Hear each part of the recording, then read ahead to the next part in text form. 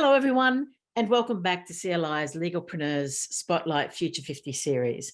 In this series, we're showcasing thought leaders and doers in legal innovation and legal tech around the world.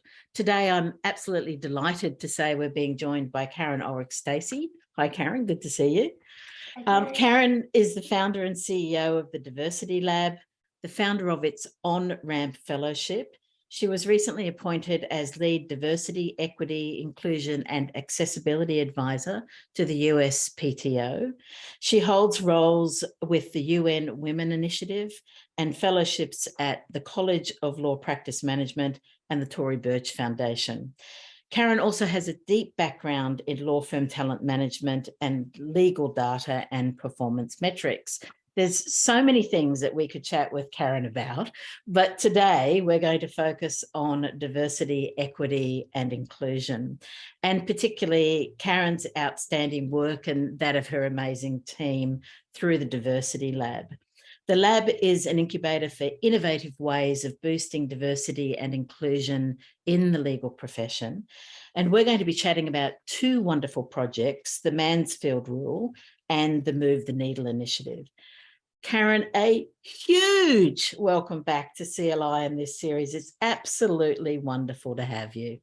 Thanks, Terry. You know how much I love and adore you. So I'm super, super excited to be asked. Mutual Admiration Society here, for sure, and thank you. Before we jump into our two main topics today, it just seems at this point, particularly in the history of all of that you've been doing, that it's worth just kind of taking us back in a way to the beginning and contextualizing a little bit. So the first question I want to ask you is this: what drove you to establish the On-Ramp Fellowship and then consequently the Diversity Lab all the way back in 2013? Terry, I don't even know what I ate for breakfast this morning, so let's see how this goes. No, I do have a very specific example, because it was probably right up there with marriage and birth of my child in terms of important things in my life. So as you know, I spent the first 20 some odd years as the head of talent for several very large law firms, Arnold and Porter, Cooley, Wall-Gotshal. And one thing was true across all the firms I worked for and all the ones I didn't, which was we kept talking about the need for diversity, equity, and inclusion, but we weren't seeing major changes. And so I left my last law firm, Arnold and Porter, and started a company called Lawyer Metrics. And so we spent, as you know, 4 years moneyballing lawyers. So, I like to say I'm a lawyerologist because that's good. I really like did just run data on lawyers. And a lot of lawyers tease me because they say, oh, tell us about us. And I'm like, are you sure? But what I learned was that we weren't using science and data as much or as well as we could be in all of our talent processes, right? And you think about hiring, when you think about development or promotions or advancement, a lot of those are gut decisions. And a lot of those, if you've ever studied Daniel Kahneman's fast and slow thinking, a lot of them are fast thinking decisions, right? We don't often turn on our slow thinking on things that are important, like who we hire and who we choose to promote. So when I co-founded Lawyer Metrics and then ultimately sold it and stepped down, my thought was, let's use data and science in a much more rigorous way and maybe start with hiring. And there's this problem that people keep talking about with women leaving the profession, right? They come in at a 50-50 in the States from law school. And then when you get to the equity partnership, they're closer, as you know, to about 20 or 25%. So something's happening in the middle. And folks like to say that they're leaving because they're having children or they've got family responsibilities, but that can't be the only reason. And so one of the things that we saw was they are leaving for a number of reasons. But the problem is nobody seems to be letting them back in when they want to come back. So the first thing I set out to do was, if there are women who have left the profession for an extended period of time, doesn't matter, for whatever reason, but they want to come back, why aren't we letting them in? a week didn't go by that I didn't get a resume from a woman who had a pretty significant gap on her resume. And every time I would go to a practice group leader and say, look, you say you want to diversify your workforce, you say you're trying to help, increase the number of women in the practice. Look, and they say, gosh, she's been out 10 years. How do we know she left of her own volition? We started the On-Ramp Fellowship with the idea that if we created a structured path back, a 1-year fellowship, so that we lower the risk to the person coming back and we lower the risk to the firm or the legal department, and we say, look, it's 1 year. We're going to run data on the woman. We're going to run data on your firm. We're going to look to see if we can make a match. You still have the decision in your hands in terms of if you hire her after the 1 year, but give us a chance to show you how behavioral science and data can play a role in finding really amazing talent that maybe you've been overlooking. So we started it with 4 law firms. They each hired 2 women and it worked. So people kept coming to us and saying that experiment, right? It's such an experiment to hire returners. At least in law, as you know, it was an experiment. And they said, what else you got? And I was fresh out of ideas. So we started Diversity Lab with the idea that we would run hackathons and that we would bring every smart person we know in the same room at the same time to help us craft experiments like the On-Ramp Fellowship and try them in the marketplace, because what we've been doing hasn't worked. And we all know that's the definition of insanity. Yeah, absolutely. And through those hackathons, kind of, you actually kind of lived the experiences you were trying to create, right? Because you were bringing in that diversity of thought and approach, et cetera, to your own business. Amazing.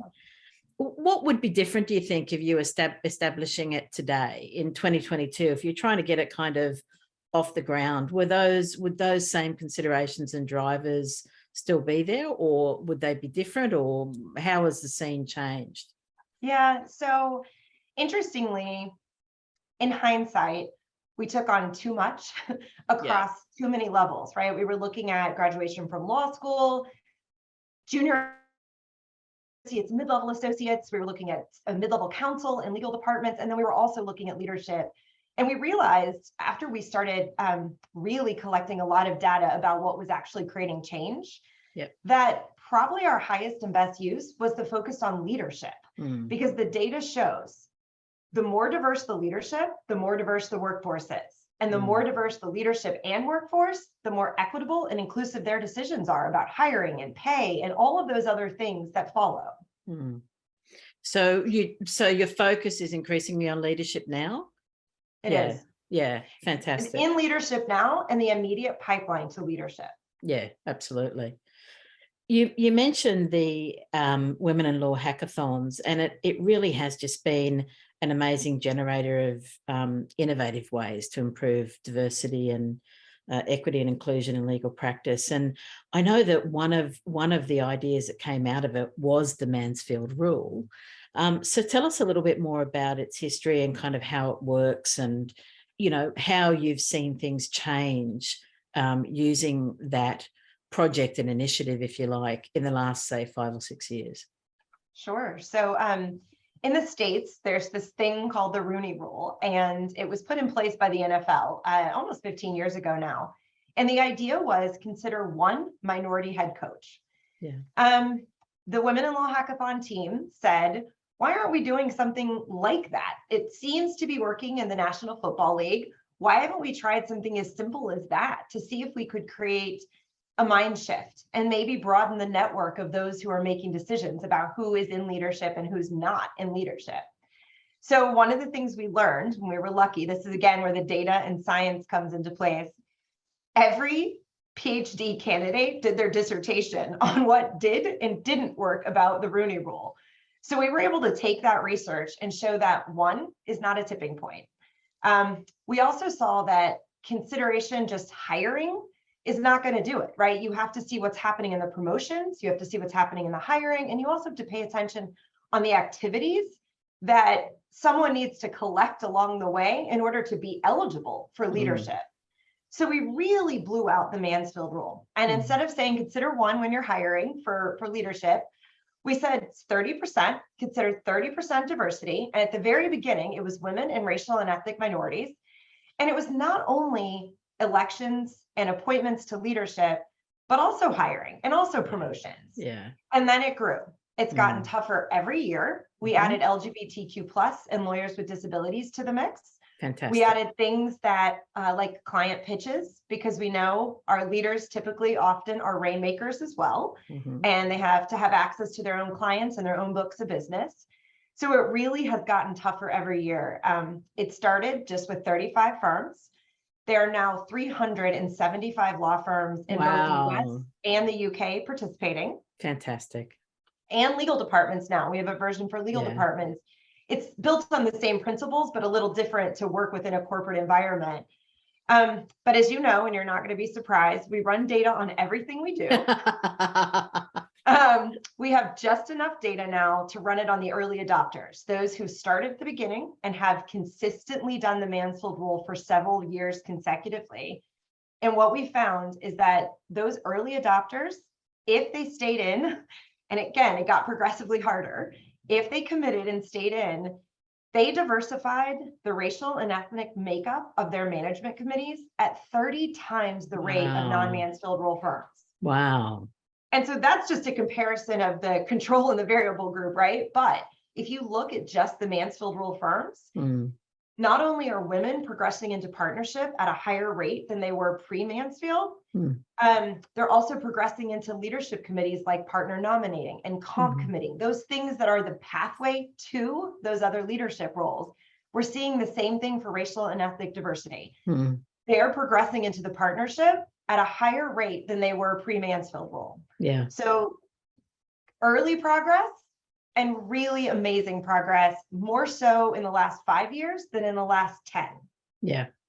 And I'm going to put a really, really hard-nosed business hat on here and say this. I bet that none of those firms are less profitable as a result. No, they're not less profitable as a result. Exactly. And there's actually a study that shows that firms that are more diverse are more profitable. Yeah, exactly. And I know there's actually a history behind the name of the rule. So tell us a little bit about that as well. Yeah, so Arabella Mansfield was the first woman to pass the bar in the United States. But I think the hackathon team, not only did they like that historical notion or anecdote, they also liked the idea that it was more than a man's field. Oh, great. Okay. Very good. Play on words, but also a deep history there as well. Love it. I wanted to move on to the next big topic for us today, which is the Move the Needle initiative. If I look at that from the outside, it looks like a wonderful collaborative experiment. Of course, I'm going to be all over experiments, Center for Legal Innovation. We like those, but it's well resourced. It's going to be done over a period of 5 years. And it looks like, not surprisingly, the outcome is to produce some really solid empirical data about diversity, equity, and inclusion, particularly in as you've said, hiring, retention, and advancement. Did I get that right? Is that a good summary of the initiative, or what did I miss on that? It's a great summary. I would just highlight 2 things.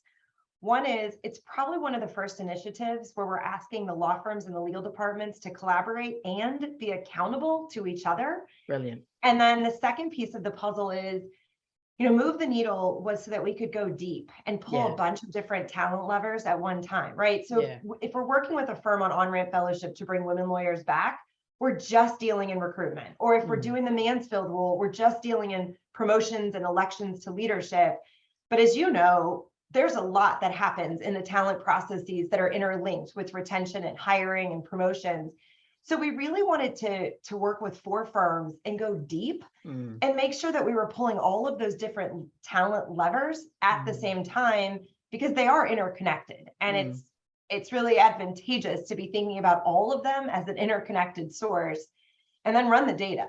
And that was one of the major aspects of this, is that the firm had to agree to give us their data, and they had to agree to let us run data on what was working and not working, and then be honest about that. Because as you know, law firms and legal departments love to put their peacock feathers up and say how great they are and what's working and how wonderful it is.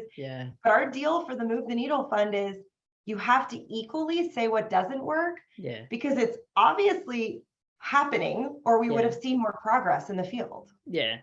Well, I mean, the thing is too, if you don't know what's not working, what can you improve? What problems can you identify to solve? And so if it is working, great, entrench it, but you've got to know all of the other bits and pieces as well. It's a really significant undertaking. And as you say, particularly for those that are involved with it. Why do you think the data is so important? And we've touched on this a few times, but just to ask that very squarely, perhaps about this initiative, but more generally, why is it so important that we've got that?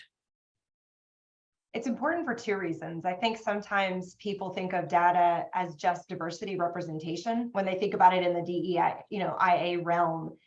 And that's important because obviously we need to see how diverse we are now versus how diverse we'd like to be, right? Yeah. And also to set a goal. That's one thing I didn't mention about the Move the Needle Fund. When we think about a business, and you had your business hat on a moment ago. Yep.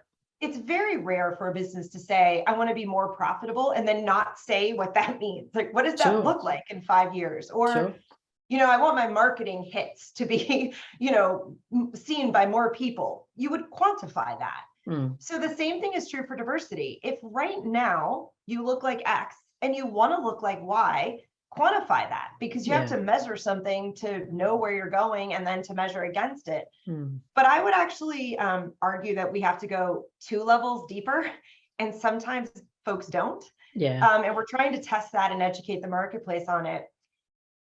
The data around how inclusive and equitable are our workforces. So again, diversity representation are the humans, and that's an incredibly important piece. But we can also measure inclusion and equity. So for instance, I'll give you 2 really concrete examples.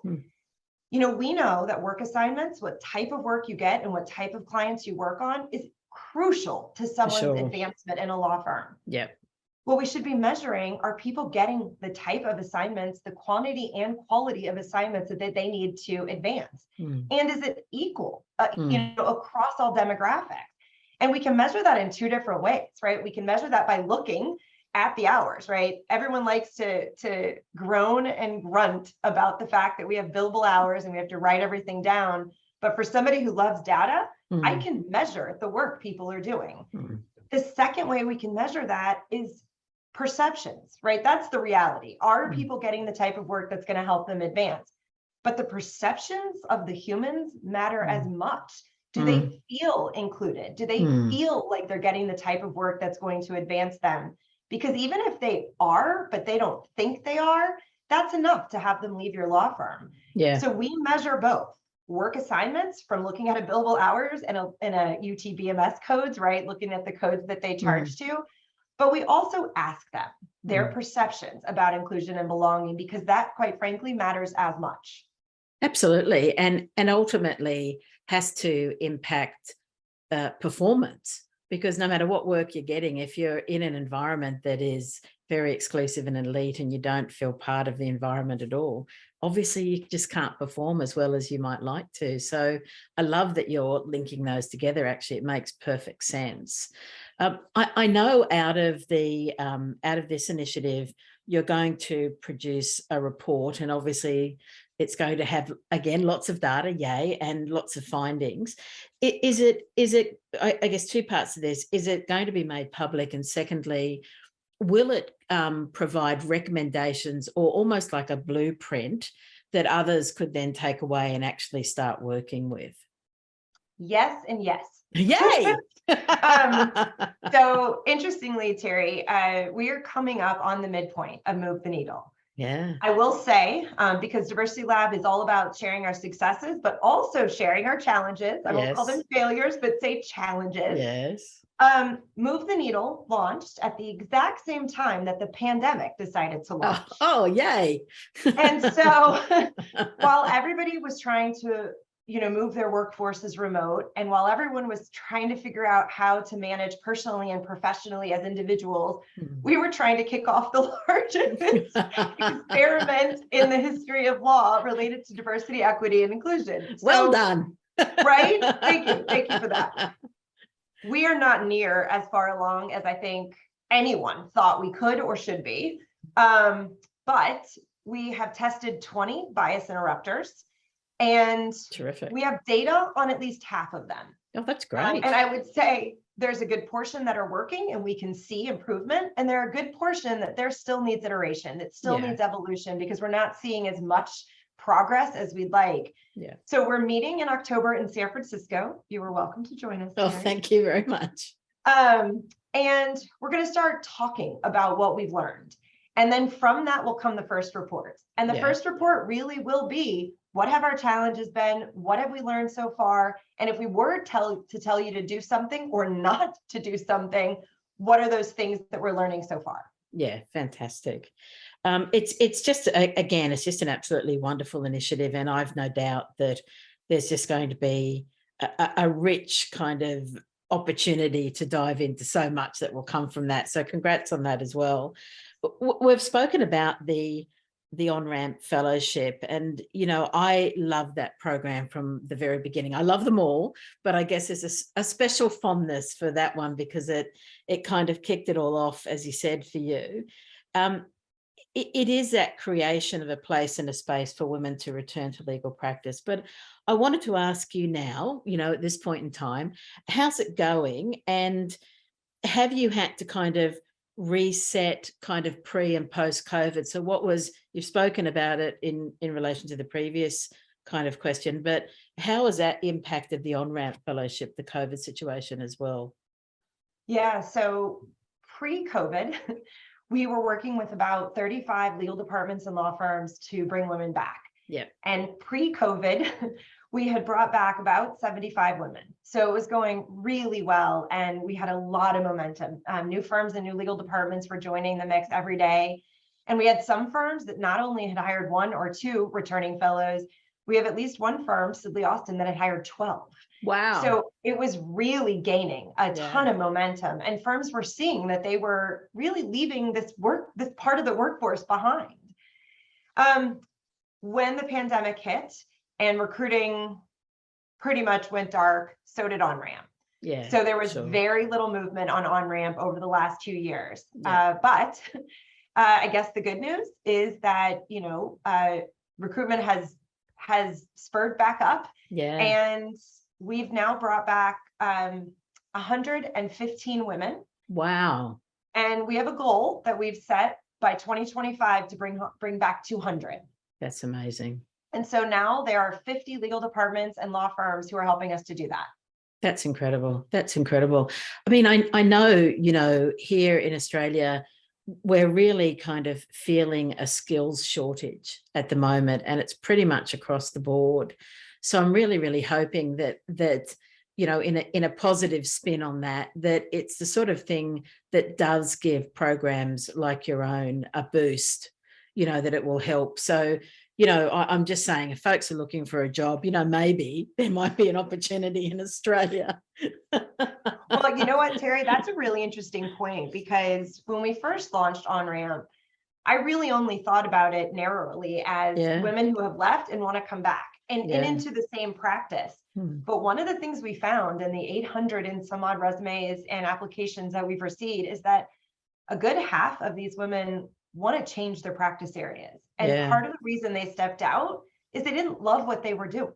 Yes. And so this is a chance. This is a chance for them to come back and retool. Yeah. And some of our women have found remarkable careers in things like cybersecurity and privacy, which weren't things when they were in the practice or when they left the practice. And so this has really turned into both a returnship, so a structured path back, but also a way to retool and find the path that maybe wasn't the path that you took in the first place. Yeah. And I'm wondering if that will extend, Caren, to things like, we've referred to them as new law careers, but, the legal data analyst, the legal ops person, the legal technologist, the consultants. And so the roles go on and will go on. They're evolving and expanding all the time. But, that's another wonderful opportunity potentially. And, my fingers are crossed that might be an area that you'll consider, expanding into. Not that I want to give you more work. No, yes, I do want to give you more work. But, it's another great opportunity, isn't it? It is. It absolutely is. And, you know, one of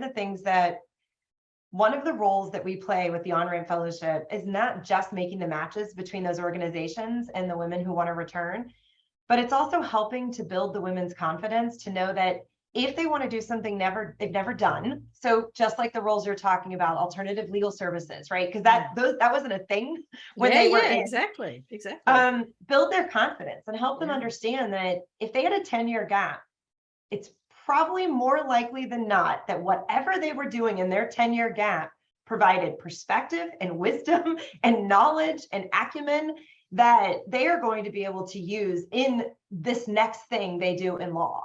Absolutely. And so that's been a huge piece of this puzzle. Yeah, I love that. I love that. Unfortunately, we have to wrap, and you know that I don't want to do that because I could truly speak with you for hours and hours and hours.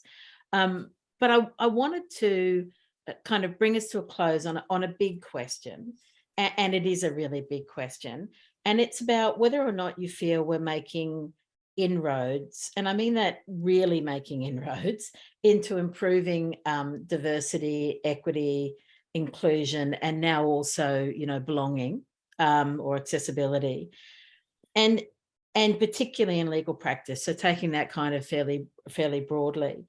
And I guess there's a bunch of bits to that. You know, how do we know whether anything is changing, and what stumbling blocks are we still encountering? And if we wanted to start to do something, and I'd hate to think that we're really just starting on this, but some folks still are. How do we move that needle forward? To borrow some words from one of your initiatives. So it's got a bunch of parts to it, and feel free to jump in at any one of those bits that you'd like. So yes, we're making progress. Yay! It is certainly not as fast or as much progress as I think we should have seen in the years you and I both have been doing this. Yeah. But we know progress begets progress. And I think one of the things that we don't do as much as we should is talk about some of the bright spots. So to answer a different question that then links to this question, you said, how do we know if we are making progress and what are we measuring against? So here's what we look at Diversity Lab.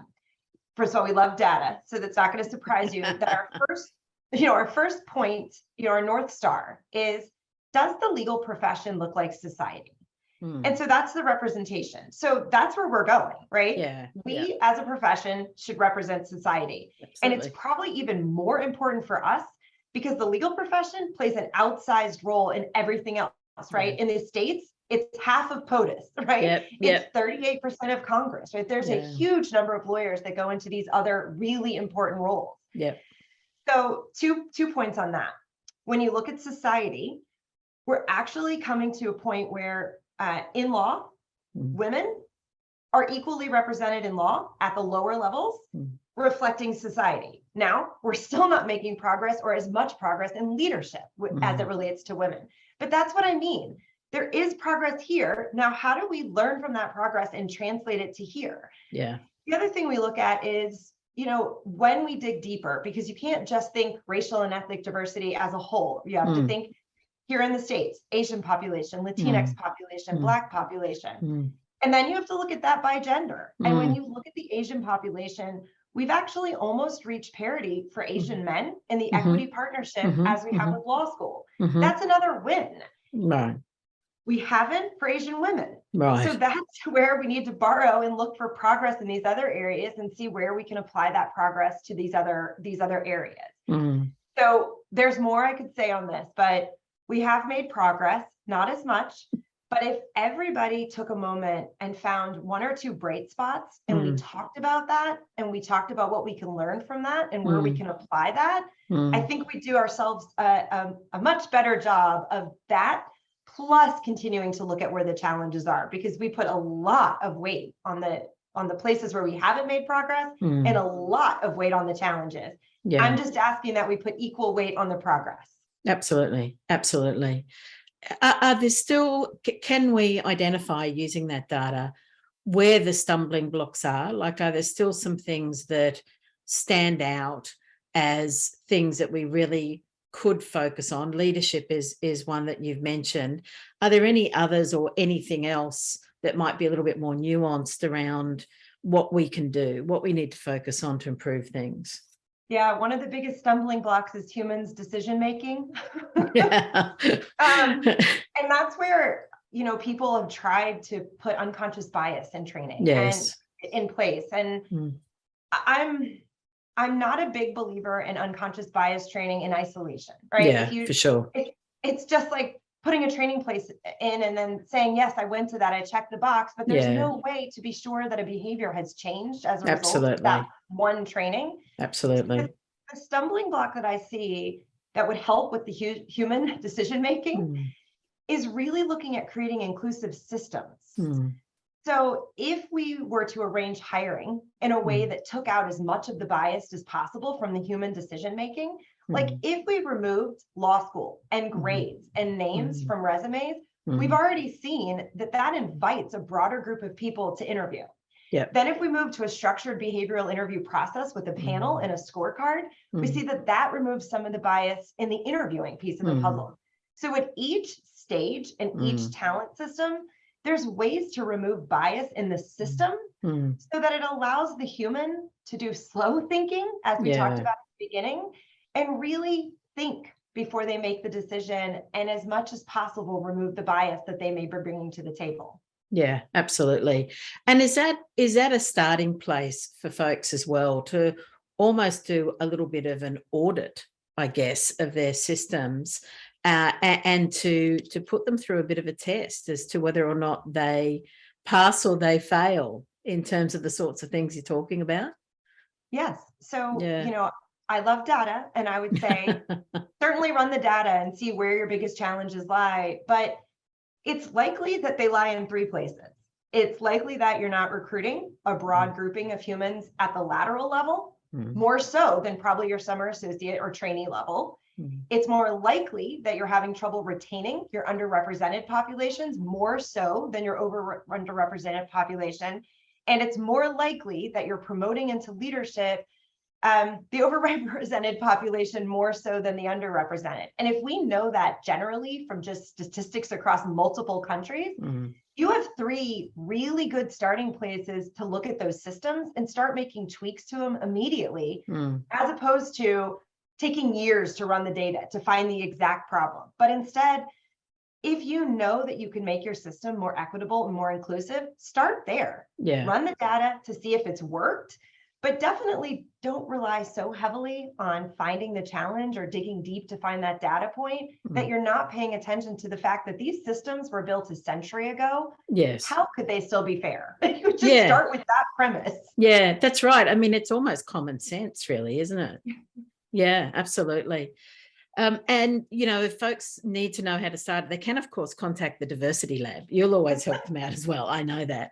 Caren, just again, a delight to spend the time with you today. Thank you so much for it. I've been, as you know, an admirer of you personally, but the work that you're doing through the Diversity Lab for a really long time, I just hope you continue to knock it out of the ballpark and thrive.